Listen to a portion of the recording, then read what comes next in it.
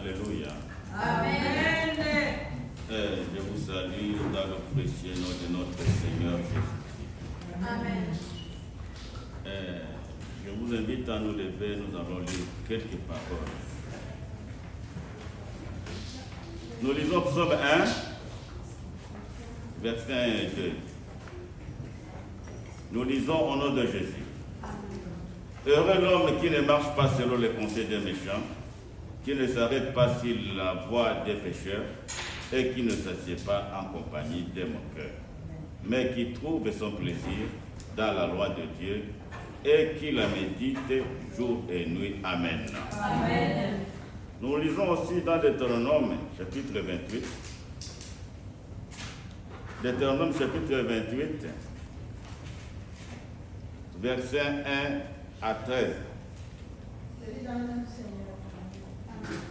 Si tu obéis à la voix de l'Éternel, ton Dieu, en observant et en mettant en pratique tous ses commandements, je te prescris aujourd'hui, l'Éternel, ton Dieu, te donnera la supériorité sur toutes les nations de la terre. Amen. Voici toutes les bénédictions qui se répandront sur toi et qui seront ton partage lorsque tu obéiras à la voix de l'Éternel, ton Dieu. Tu seras béni dans la vie et tu seras béni dans les champs. Le fruit de tes entrailles, le fruit de ton sol, le fruit de tes troupeaux, les portées de ton gros et ton menu bétail, toutes ces choses seront bénies. Ta corbeille et ta huche seront bénies.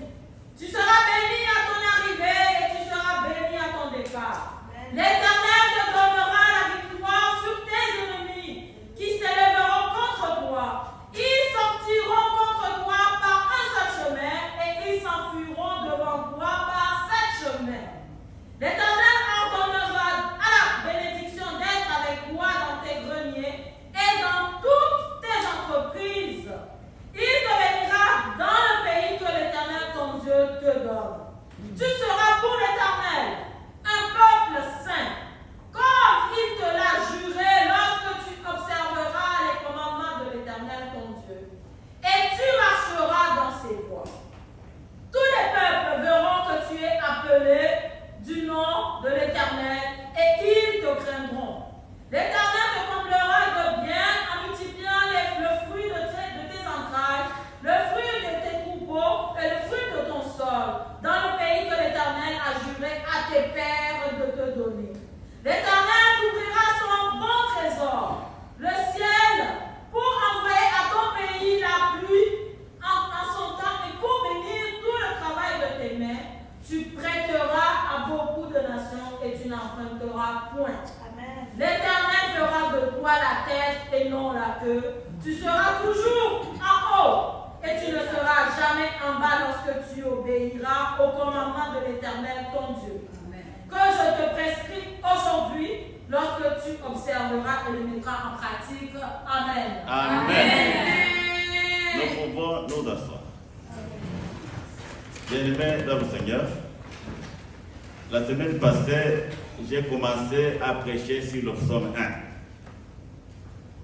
1. Et à ce moment, je me suis concentré sur le verset 1. Et aujourd'hui, je veux attacher mon attention sur le verset 2.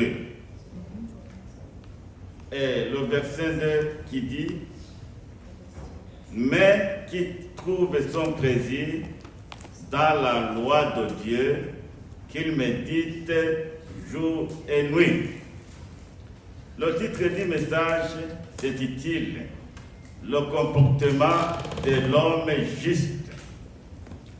Le comportement de l'homme juste. L'homme juste, c'est qui? L'homme juste est celui qui vit dans la crainte de Dieu. L'homme juste est celui qui vit dans la crainte de Dieu. La femme juste, c'est celle qui vit dans la crainte de Dieu.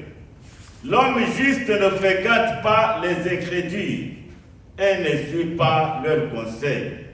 mais il s'attelle à lire et à méditer la parole de Dieu afin de pouvoir régler son comportement sur son enseignement. Cela lui permet de porter un jugement sain sur des pensées, des valeurs et sur les façons d'agir dans ce monde désorienté. Le message de ce matin sera très court et il va s'articuler autour de 4 petits points. Premièrement, la méditation de la parole de Dieu. Deuxièmement, la parole de Dieu gage de la réussite. Troisièmement, la parole de Dieu est rempart contre le péché et toutes sortes de déviations. Et quatrièmement, la mise en pratique des principes bibliques. Alléluia. Attaquons le premier point. Méditation de la parole de Dieu. Le bonheur du juste ne dépend pas des circonstances, ne dépend pas des richesses de ce monde, ne dépend pas des choses qui attirent, mais le bonheur du juste est lié à son attachement à la parole de Dieu qu'il médite jour et nuit. Ainsi, la parole de Dieu devient le cadre de référence. Je voudrais que nous soulignions tous cette expression, le cadre de référence. C'est-à-dire, la parole de Dieu devient le cadre de référence. Ça veut dire que dans tous les actes que nous posons, nous nous référons toujours à la parole de Dieu. Nous nous demandons que dit la parole de Dieu. Je ne sais pas aujourd'hui quelle est ta référence. Tu te réfères à quoi? Dans tout ce que tu fais, dans tes actions, dans des décisions que tu fais. Quelle est ta référence? Normalement, selon le comportement du juste, tout homme qui connaît Dieu, toute femme, tout homme qui vit dans la crainte de Dieu, doit toujours se référer à la parole de Dieu. C'est-à-dire que la parole de Dieu est la référence ultime pour notre vie de tous les jours. C'est un cadre auquel nous ne devons pas échapper. La parole de Dieu ici devient la boussole qui guide nos décisions en tout temps. Et ça, c'est très important. Référons-nous toujours à la parole de Dieu. Dans tout ce que nous faisons, questionnons toujours la parole de Dieu. Parce que c'est très, très important. Parce que c'est dans la parole de Dieu où nous trouvons des conseils. C'est dans la parole de Dieu où nous trouvons la pensée de Dieu pour notre vie. C'est dans la parole de Dieu où nous trouvons une orientation sûre qui nous dirige, qui nous conduit dans le chemin de la justice. Et cela à tout temps. C'est la boussole de nos vies. La boussole qui guide nos décisions à tout temps. C'est pourquoi il est écrit, il médite la parole de Dieu nuit et jour. Le problème que nous avons aujourd'hui, le problème de la chrétienté d'aujourd'hui, est que nous n'avons pas le temps de méditer la parole de Dieu. De lire la parole de Dieu, de la méditer. Parmi nous, qui lit et médite la parole de Dieu nuit et jour? Qui médite la parole de Dieu nuit et jour? Soyons honnêtes et disons la vérité. En ce qui me concerne, je n'arrive pas à méditer la parole de Dieu nuit et jour. Mais c'est ça qui devrait se faire. Nous méditons d'autres choses. Nous passons tout notre temps à penser à d'autres choses, à penser à nos problèmes. Mais il serait important est utile de mettre d'abord nos problèmes, nos projets à côté, afin d'avoir un temps pour penser à Dieu, pour penser à la bonté de Dieu, pour penser à la grâce de Dieu, pour penser à ce que Dieu fait pour nous, pour penser aussi à ce que Dieu a fait pour nous depuis notre naissance. Si nous vivons aujourd'hui, ce n'est pas par notre propre force, c'est par la grâce de Dieu. La parole de Dieu vraiment n'a pris de place aujourd'hui dans la vie de beaucoup de chrétiens. Le chrétien d'aujourd'hui est devenu très faible. Le christianisme est devenu très faible parce que les chrétiens d'aujourd'hui que nous sommes, nous ne nous alimentons pas de la parole de Dieu. Nous ne lisons pas la parole de Dieu. Même si nous venons à l'église, quand le pasteur prêche, c'est comme l'eau remplit un panier. Je vais me donner cet exemple. Quand il remplit le panier d'eau, tu plonges le panier dans la rivière pour le puiser. Quand il va enlever le panier, est-ce que l'eau va rester? Tu vas enlever le panier vide. C'est pourquoi je dis que même à l'église, nous sommes ceux qui sont abrutis. La parole de Dieu n'a pas de place à nous. Le pasteur prêche, nous écoutons. Et quand on te demande qu'est-ce que le pasteur a prêché aujourd'hui. Oui, c'était bien pour moi. Mais il a prêché quoi? Réponds à la question. La parole de Dieu dans nos vies, c'est ça notre problème. La carence dans la parole de Dieu dans nos vies nous fait des proies au diable. Vous savez, quand Jésus était tenté dans le désert, il avait en lui la parole de Dieu. Il avait emmagasiné la parole de Dieu en lui. Et quand le diable l'a tenté, qu'est-ce qu'il a fait? Il a fait recours, il s'est référé à la parole de Dieu. Il a dit au diable, il est écrit. Est-ce qu'aujourd'hui, nous sommes en mesure de dire au diable, il est écrit? Qu'est-ce que tu vas répondre au diable? Quand le diable va te dire d'aller faire ça, tu vas lui répondre quoi?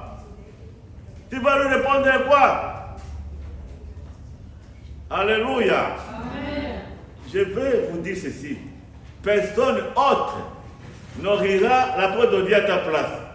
Personne autre ne méditera pas la parole de Dieu à ta place.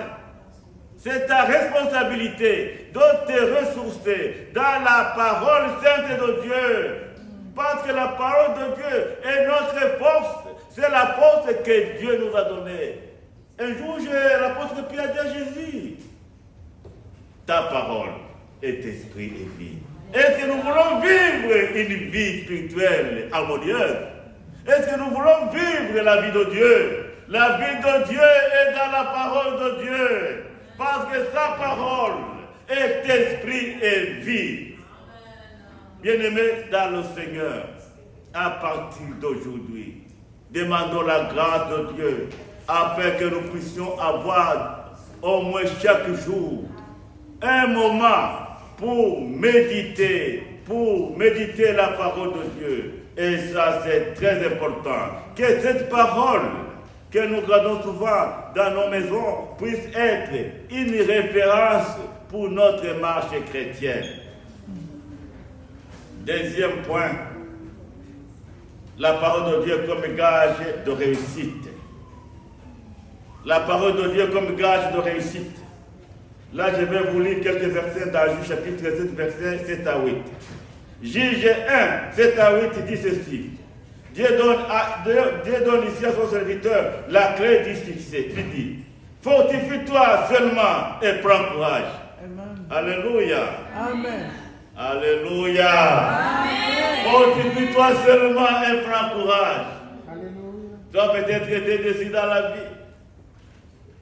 Tu as essayé ça, ça n'a pas marché. Mais Dieu vient à toi ce matin. Fortifie-toi seulement et prends courage. Alléluia. Amen. Tu te demandes comment ça va être demain. Le Seigneur te répond. Fortifie-toi seulement et prends courage.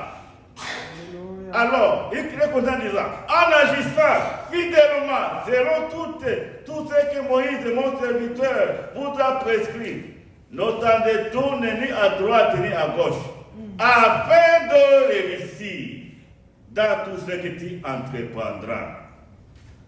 Par l'ordre de Dieu, la clé du succès. Amen. La clé du succès. N'autant détourner ni à droite ni à gauche, afin de réussir dans tout ce que tu entreprendras. Que le livre de la loi ne s'éloigne de ta bouche, mais dis-tu-le jour et nuit. Jour et nuit revient encore. Mais dis-tu-le jour et nuit, en agissant selon tout ce qui est écrit. C'est alors que tu auras du succès dans toutes tes entreprises. C'est alors que tu réussiras. Bien-aimé dans le Seigneur, ce passage souligne 3 piliers fondamentaux pour la réussite spirituelle et matérielle. Premier pilier, l'obéissance rigoureuse. Alléluia. L'obéissance rigoureuse, c'est le premier pilier pour la réussite. C'est le premier pilier pour la bénédiction. L'obéissance rigoureuse. Bien-aimé, le succès véritable consiste à obéir à la parole de Dieu, sans s'en détourner ni à gauche ni à droite. Ça veut dire quoi? C'est-à-dire sans la diluer ou sans choisir ce qui nous convient.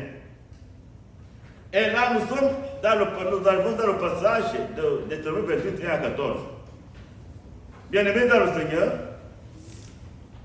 je n'en dirai jamais assez. Deutéronome 28, 1 à 13 nous montre, illustre comment l'obéissance à la parole de Dieu transforme une vie quotidienne, le travail et la société dans son ensemble. Alors, juste sur le verset 2, il dit, voici les bénédictions qui se répandront sur toi et qui seront ton partage lorsque tu obéiras à la voix de l'Éternel.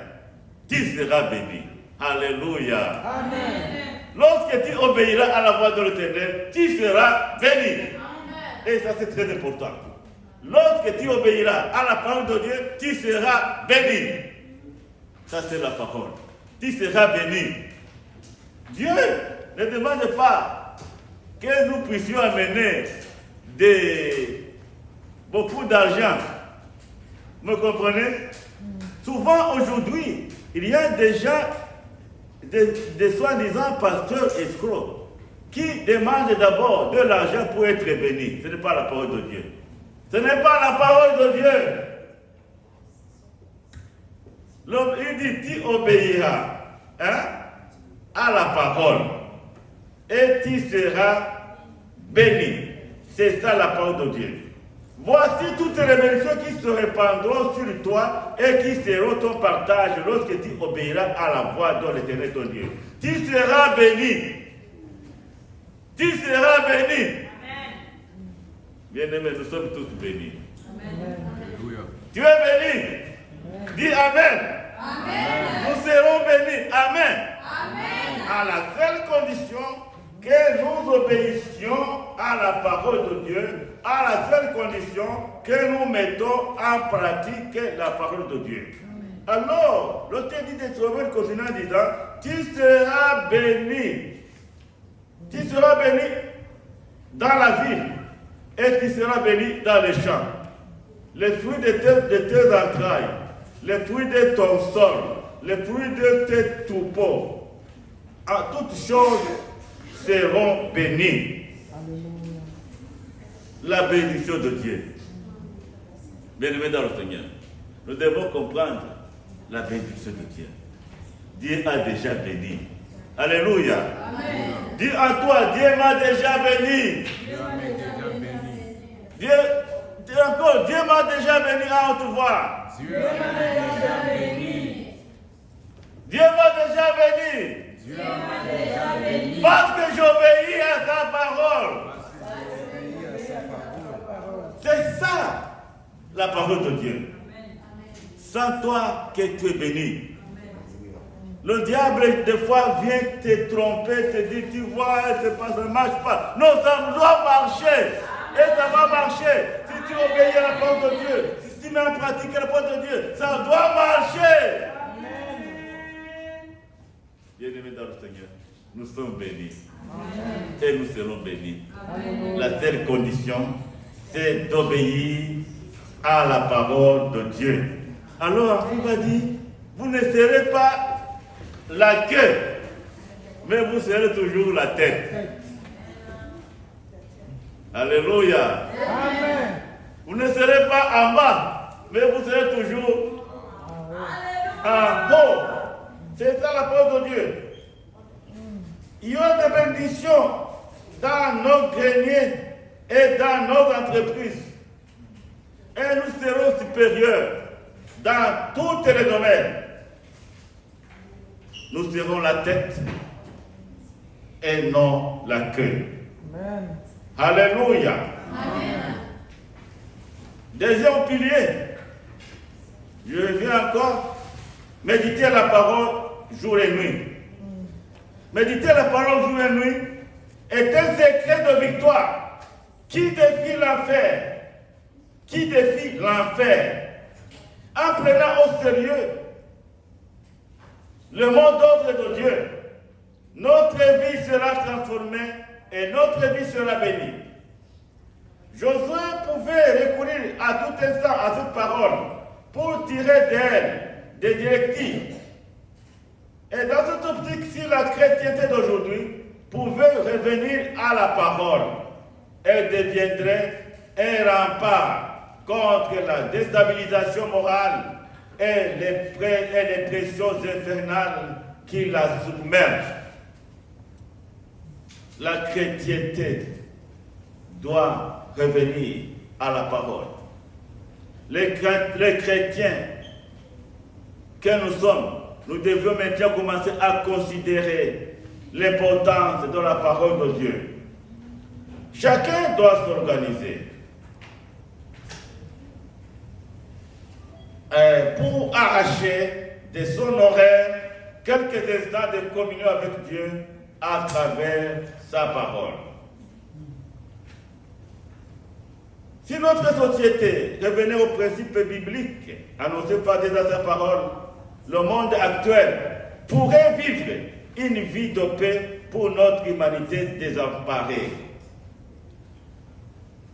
Et nous sommes au troisième point, la parole de Dieu comme un rempart contre le péché. Et là, nous nous élevons des psaumes 119, verset 11 qui dit « Je sais ta parole dans mon cœur pour ne pas pécher contre toi. » Ce verset, les enfants de l'écrit connaissent ça par cœur. Oui. Psaume 119, verset 11, et les enfants. Michel. Psaume 119, verset 11. Dis-le fort. Psaume 119, verset 11.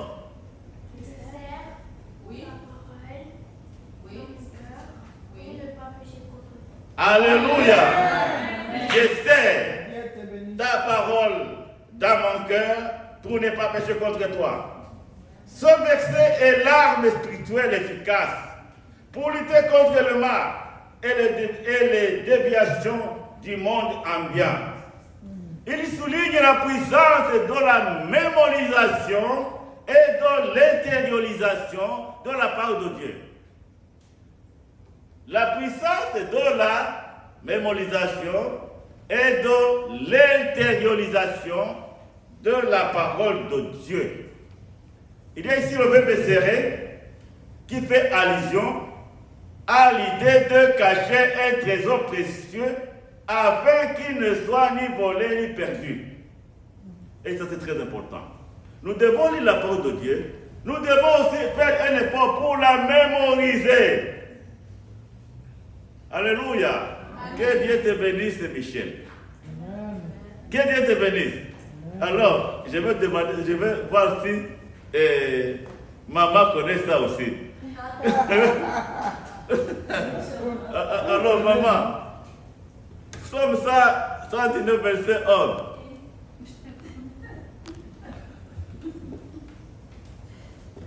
Somme 102, verset 11. Il faut le dire, non? Je sais que tu connais ça, il faut parler. Il faut parler. Dis ça, maman, c'est comment? On a joué, c'est non? Mais tu connais quand même. Mais tu... C'est mieux de le dire. Haïtienne, belle et awa. Toi, il est prédicateur, tu ne peux pas parler, il faut parler, non? Alléluia! Amen. Que Dieu bénisse notre diaconesse. Bien qu'elle n'a pas voulu parler, moi je la bénis. Amen. Alors, c'était le verbe serré qui fait allusion à l'idée de cacher un trésor précieux afin qu'il ne soit ni volé ni perdu. Il y a aussi l'autre mot que nous trouvons dans ce verset, c'est le cœur. Le cœur représente le centre des émotions et de la volonté humaine.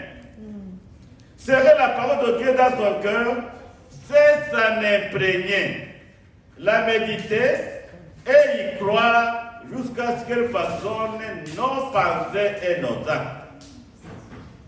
Comprenons bien cela. Serrer la parole de Dieu dans son cœur, c'est s'en imprégner, la méditer, y croire jusqu'à ce qu'elle transforme nos pensées et nos actes et toute notre existence. Et la troisième et la dernière partie de ce verset de Psaume 119, verset 11, afin de ne pas pécher contre toi. Amen. La parole de Dieu constitue une boussole, comme je l'ai dit, une boussole morale et une protection, un rempart contre le péché. C'est le secret de la sainteté et de la pureté. Vous savez, bien-aimés dans le Seigneur, nous vivons dans un monde qui nous attire. Le monde est souvent comparé à un océan. Ne nous laissons pas emporter par les vagues du monde. Vous savez, un poisson vivant ne peut pas être emporté par le courant. Alléluia. Amen. Nous sommes des poissons vivants dans l'eau. Nous ne sommes pas des poissons morts. Un poisson mort est vite emporté par le courant. Mais nous, en tant que chrétiens, et grâce à la puissance de Dieu, à la puissance de la parole de Dieu qui agit en nous, nous devons chaque jour nager contre le courant. Le courant du monde qui veut nous emporter. Nous devons nager contre le courant. Bien-aimés dans le Seigneur, la parole de Dieu nous dit que le royaume de Dieu est forcé et que ce sont les violents qui s'en emparent. Nageons toujours contre le courant, car la parole de Dieu nous donnera la force si nous la cachons dans notre cœur et si nous la mettons en pratique. Quatrième point, dernier point, mettre en pratique les principes bibliques. Jacques, chapitre 1, verset 22 nous dit, mettez en pratique la parole et ne vous bornez pas seulement à l'écouter, en vous trompant vous-même par de faux raisonnements. Souvent nous nous trompons. Et nous nous trompons toujours par nos faux raisonnements. Nous commençons de toujours nous critiquons la parole de Dieu. Toujours nous mettons la parole de Dieu à côté pour essayer de faire ce que nous voulons faire par notre propre intelligence. Et pourtant, c'est cette parole qui devrait être notre guide et notre boussole pour prendre de bonnes décisions. Mettre en pratique les principes bibliques transforme le comportement quotidien. Pierre dit un jour à Jésus, où irons-nous? Ta parole est esprit et vie. Que Dieu nous bénisse. Amen. Je demande à la diaconesse de prier pour le